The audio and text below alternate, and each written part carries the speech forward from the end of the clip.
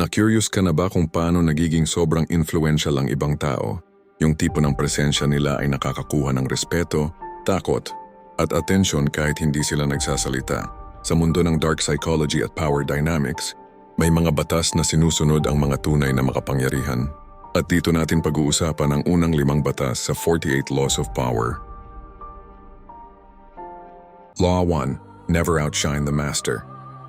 Sa power, ang pinakamabilis na paraan para maging target ay ang masyado kang mag-shine sa harap ng taong mas mataas ang posisyon sa iyo.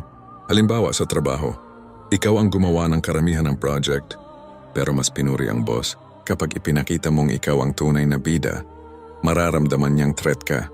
Ang sikreto, hayaan mong sila ang parang nagdala, even kung alam mong ikaw ang dahilan ng success. Strategy ito para manatili kang valuable pero hindi tinitira. Law 2. Never put too much trust in friends, learn how to use enemies. Friends can betray you out of emotion, ingat dyan, pero ang dating kalaban.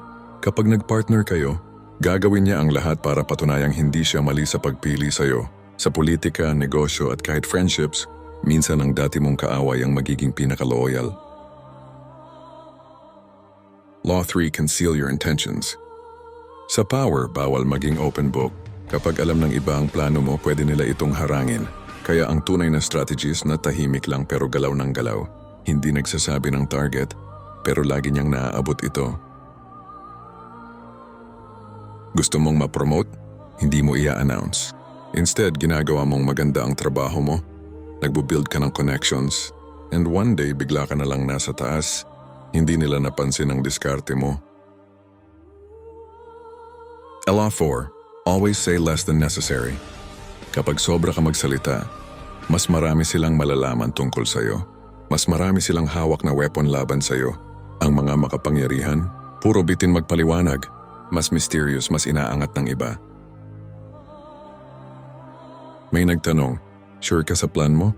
Sagot mo, I have my reasons. Simple. Walang dapat ipaliwanag pero mas lumalalim ang tingin nila sa'yo. Law 5. So much depends on reputation. Guard it with your life. Reputasyon ang unang impression ng power. Kapag maganda ang pangalan mo, automatic ang respeto. Pero kapag nasira ito, halos wala nang makikinig sa'yo. Kaya ang tunay na influential, marunong pumili ng actions na nagpo-protect ng image niya. May chismis na kumakalat laban sa'yo, hindi mo ito papatulan sa galit. Instead, gagawa ka ng moves na magpapakita ng totoong character mo. Dahil ang truth, hindi mo kailangang ipilit, dapat ipinapakita. Ito pa lang ang unang 5 batas, pero ramdam mo na kung bakit ang ibang tao ay parang laging may upper hand. Awareness is your shield. Kung gusto mo pang matuto ng iba pang laws of power at paano ito ginagamit sa totoong buhay, stay sharp, stay aware, and keep watching. Shadow Mind PH. Binubuksan ang isipan para hindi ka maloko ng mundo.